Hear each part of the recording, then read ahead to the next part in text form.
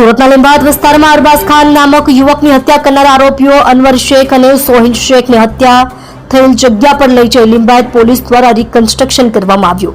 આરોપીઓ દ્વારા 1000 રૂપિયાના મોબાઈલના પૈસાની લેતીદેતીમાં કર્યું હતું અરબાઝ ખાનનું મર્ડર, જેમાં લીંબાયત પોલીસ દ્વારા ગણતરીના કલાકમાં આરોપીઓ અનવર શેખ અને સોહિલ શેખને ઝડપી પાડી હત્યાનો ગુનો દાખલ કરી કાયદેસરની કાર્યવાહી કરી હત્યા થયેલ ઘટનાસ્થળ પર લઈ જઈ રિકન્સ્ટ્રક્શન લાઈવ પંચનામું કર્યું હતું. સુરતની લીંબાયત પોલીસ આરોપીઓને રિકન્સ્ટ્રક્શન કરવાનો ઉદ્દેશ્ય ફક્ત અને ફક્ત આરોપીઓ વિરુદ્ધ સ્થાનિકોનો ભય દૂર કરવાનો હતો.